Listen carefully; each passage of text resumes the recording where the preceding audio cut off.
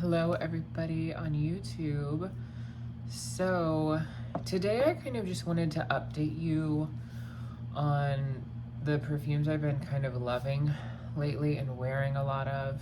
Then some new additions to my collection because I've been very naughty. The first one I want to talk to you guys about is one that I haven't really experienced a ton because smelling it out of the bottle, I don't know if this is one I'm even gonna keep. I went to TJ Maxx, they had some really cool stuff there. And this was the one I was the most excited about, and it is Elizabeth and James Nirvana Rose.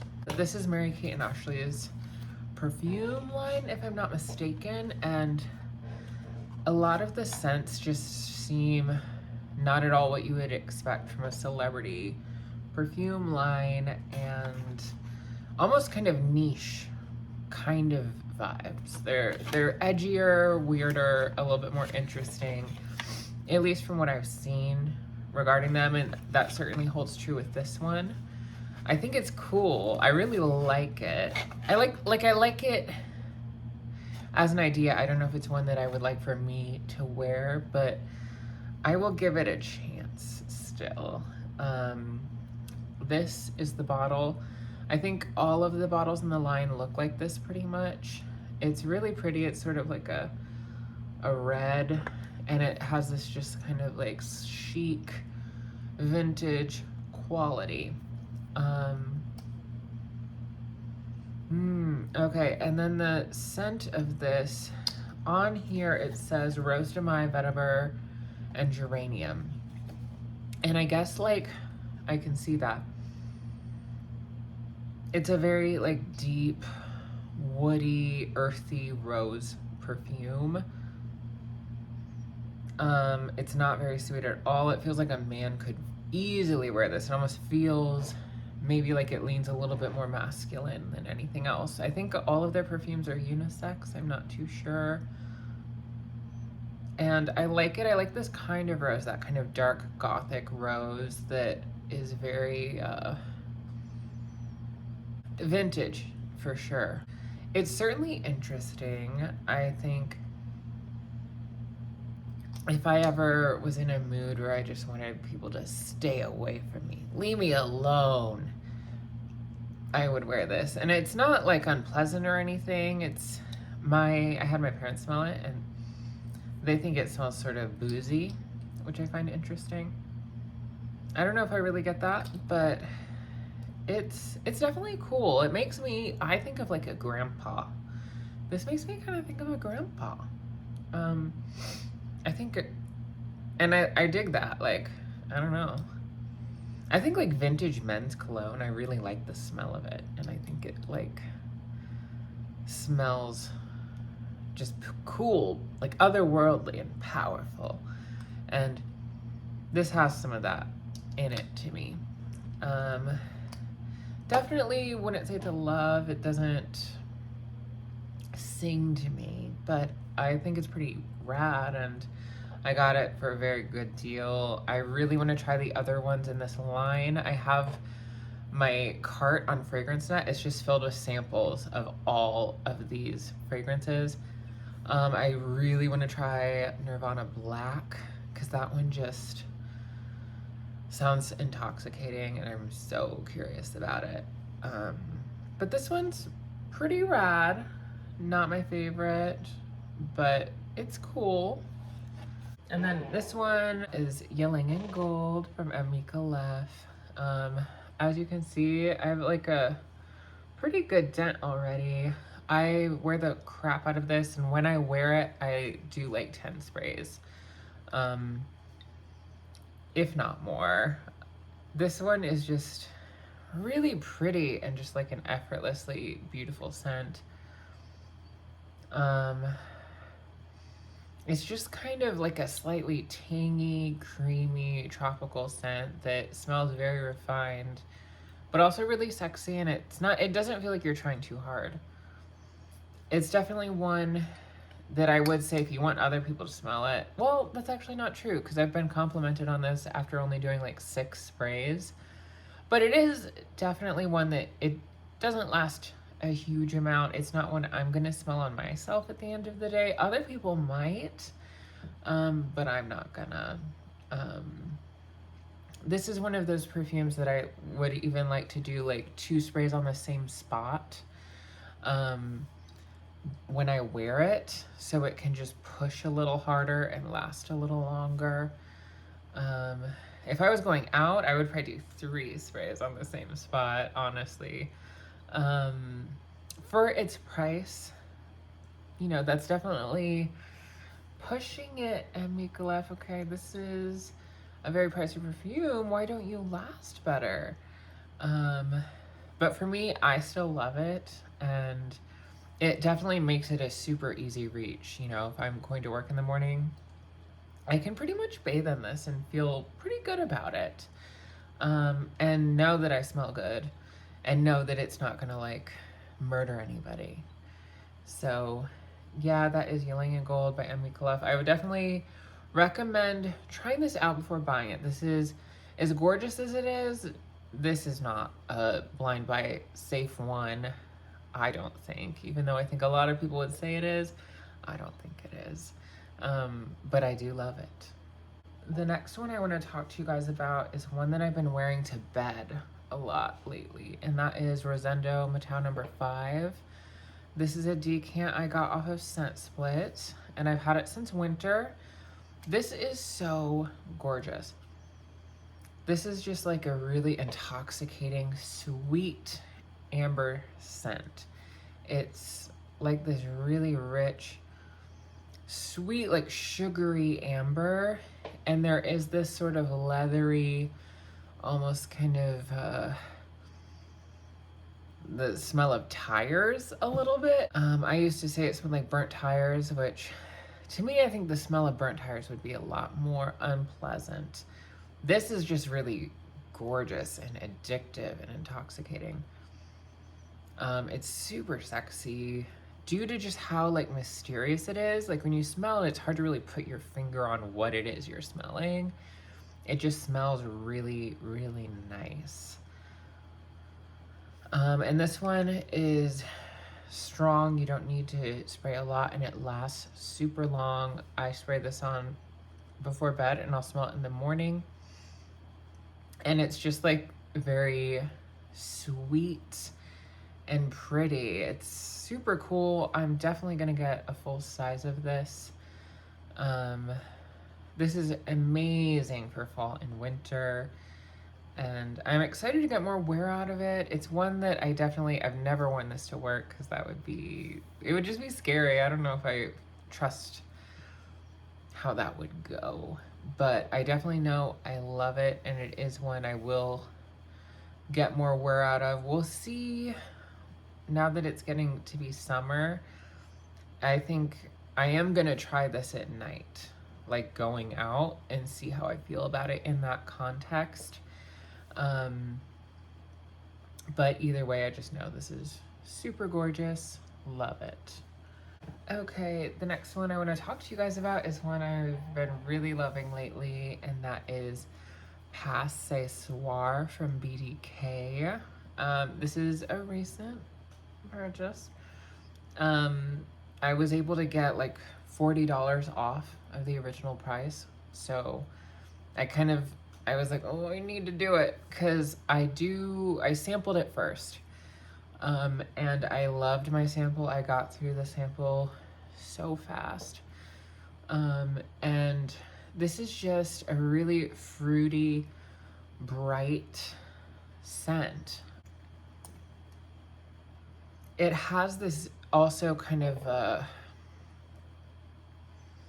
burnt sugar facet to it, mixed with that kind of fruitiness, which comes from the quince. This does not smell like Baccarat Rouge, but that's kind of what I think about when I think about the sweetness that's in here. Like, it feels like it fits that kind of genre. And then the quince just gives it this really nice brightness. And I think it's just a really fun, flirty, sexy perfume that I wear this to work all the time. Um, and this is one where I do spray a lot. And it's really, I would say in the first hour, it is really good. It projects, it does what it needs to do, and it just smells gorgeous, but it does not last very well. So that's definitely something to take into account. I would definitely recommend sampling it first as well, because it is, I've seen a lot of people who don't like it, and it is also considered like a spicy fragrance. I don't really get a lot of spiciness personally. I just think it's this really pretty, sweet, sugary, fruity vibe. And it does smell expensive. It is expensive. But it's just nice, and it's super versatile, and it's one I'm not afraid to wear. So I wear it a lot for that reason, because it's just it never feels like a bad idea. I think this would be a great like clubbing fragrance. We don't really have clubs where I live, but I would love to wear this in that kind of environment. The way this would smell on like sweaty skin, and it is like just such a fun, flirty, sexy fragrance that I think it would be so good for that. But obviously, if you were gonna do that, you would need to fucking bathe in this hard. Like crazy, or just bring it to top up. That's another thing I've been thinking about doing lately, is just getting those little travel decants off of like Amazon or something, and decanting some of my perfumes so I can top them up, especially if I'm wearing them out at night. But yeah, I love this. I'm super happy with it. When anything doesn't last, I feel like you can just overspray and then spray it in your hair, spray it on your clothes, and that tends to help. But if I like a scent, I like a scent. And again, like these being not crazy strong makes me kind of more inclined to wear them. I feel more safe wearing them because I just know like I'm not going to be able to spray too much, so I can just have fun with it and not think too hard about it. I don't know. But yeah, I love this. Passe Soir by BDK. The last one I just got yesterday, and it's one I've wanted for a long time because I love this house so much. And I did sample this like back in like October, I think, and I hated it at first, but then I fell in love with it. And that is Dior Addict.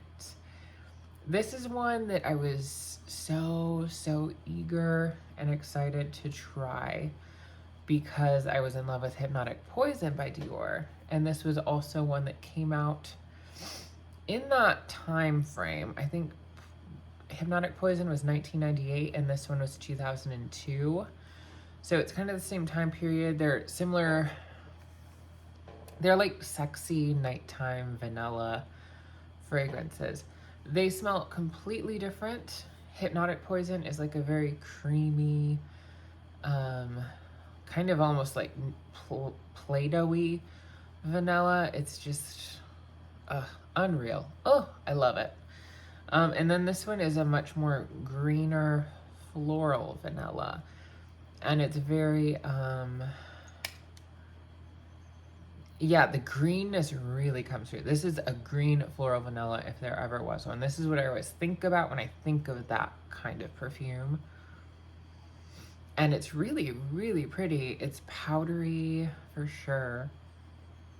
To me, it's like a very soft, pretty elegant scent.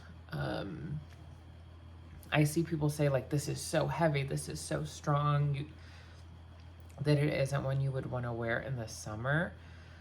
But I feel like it's almost kind of perfect for that because it is just like a soft, pretty green vanilla scent. Like to me, it isn't too strong at all or too heavy and cloying at all.